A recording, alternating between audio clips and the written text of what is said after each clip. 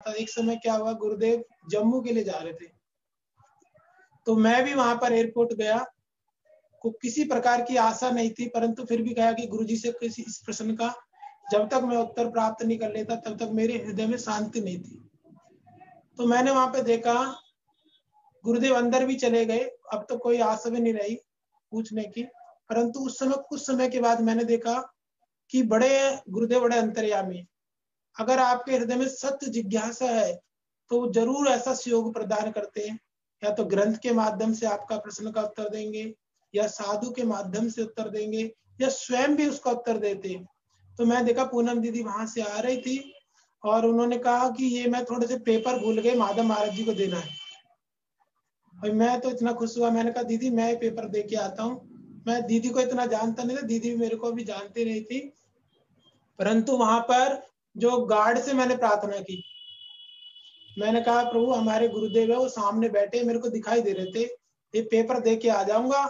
और बस 1 मिनट में गया, 1 मिनट में कह रहे नहीं आप नहीं जा सकते, आपका टिकट नहीं है, आपका टिकट नहीं है, आप अंदर नहीं जा सकते। तो मैंने दोबारा से प्रार्थना की, उन्होंने दोबारा मना कर दिया। मैंने फिर एक बार और प्रार्थना की तो गार्ड ने कहा ठीक है दे के जल्दी से आ जाओ। और माधव महाराज जी जब ब्रजनाथपुर चेक इन के लिए गए थे, कोई नहीं था, गुरुदेव ही बैठे थे एयरपोर्ट पर, दिल्ली एयरपोर्ट पर। और वहां पर मैं गया, मैं जाके गुरुदेव के पास बैठा और गुरुदेव ने बोला तुम अंदर कैसे आ गए, अंदर कैसे आने दिया। मैंने गुरुदेव आपकी कृपा से मैं अंदर आ गया। तो वो हंसने लगे। जब हंसने लगे गुरुदेव, तो मैंने कहा गुरुदेव मेरा एक प्रश्न है, मैं बहुत जिज्ञासा से आशा लेके आया था, प्रश्न का उत्तर आपसे प्राप्त करूंगा। और उस समय मेरे को थोड़ा भय भी था, पूज्य माधव महाराज जी आएंगे कि अंदर आ गए, कैसे आ गए, गुरु जी से बात भी कर रहे हैं। तो मैंने गुरुदेव से गुरु जी बोले बोलो। मैंने कहा मैंने उपदेश सामंत ग्रंथ पढ़ा और एक ग्रंथ पढ़कर ये जो पहला श्लोक है, अभी मेरे अंदर काम का वेग, क्रोध का वेग, जीवा वेग, उदर वेग, ये 6 प्रकार के वेग है।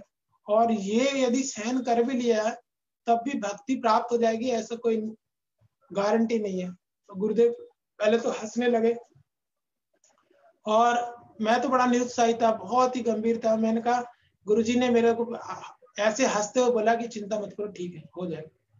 कुछ भी बस इतना बोला, इतना मेरे अंदर धैर्य आ गया, इतना अंदर आ गया। गुरुदेव चिंता मत करो, ठीक है हो जाएगा।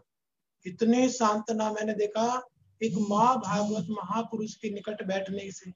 अगर कोई एक वचन ही बोल दे, लाख लाख शास्त्र पढ़ने से जो सांत्वना प्राप्त नहीं होती, एक सदगुरु के निकट बैठने से जो कृपा प्राप्त होती है, मैंने साक्षात वहां पर अनुभव किया। बस उन्होंने बोला, बड़े हंसे मुस्कुराए और बोले घबरा मत, धीरे धीरे हो जाएगा, बस पाठ करते रहना, धीरे धीरे हो जाएगा।